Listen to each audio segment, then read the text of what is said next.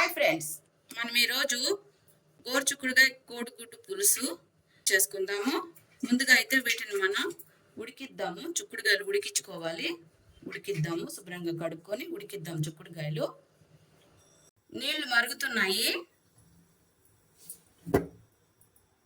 చిక్కుడుకాయలు వేసేద్దాము. చిక్కుడుకాయలు శుభ్రంగా 2 సార్లు కడిగాము. ఒకసారి ఆవిరి పట్టిద్దాం. ఉడికాయి ఫ్రెండ్స్, ఇలా ఆవిరి పట్టించుకోవాలి.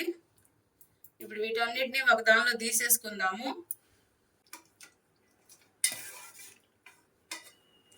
వీటిని ఇప్పుడు పీస్ తీసేద్దాము. చూడండి ఫ్రెండ్స్, పీస్ ఎంత చక్కగా వస్తుందో. పచ్చి చిక్కుడుకాయలకి పీస్ తీయడం చాలా కష్టం ఫ్రెండ్స్. ఇలా ఉడకబెట్టుకున్నందువల్ల పీస్ చాలా ఈజీగా వచ్చేస్తుంది. చూడండి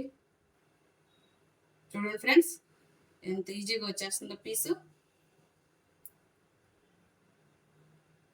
ఎంత ముదురుకాయలైనా ఈ విధంగా ఉడికించుకోవడం వల్ల చిక్కుడుకాయలు పీసు చాలా ఈజీగా వచ్చేస్తుంది ఫ్రెండ్స్.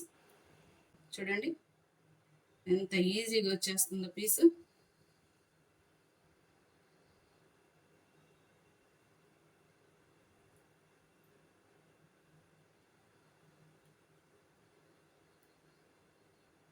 చాలా ఈజీగా వచ్చేస్తుంది ఫ్రెండ్స్ పీసు. ఇప్పుడు వీటన్నిటికీ పీసు వదిలిచేద్దాము. ముందుగా అయితే తగినంత ఆయిల్ వేద్దాము.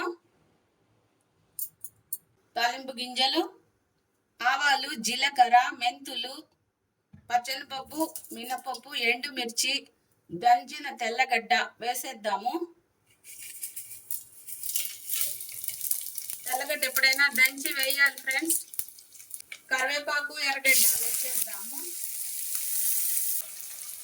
ఒకసారి అలా కలుపుదాము. కట్ చేసుకున్న టమాటా ముక్కలు,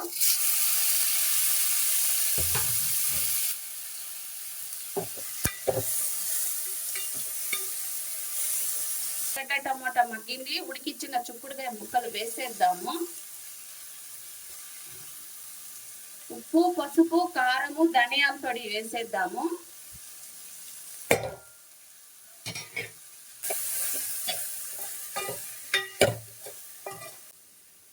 చింతపండు రసం వేసేద్దాము.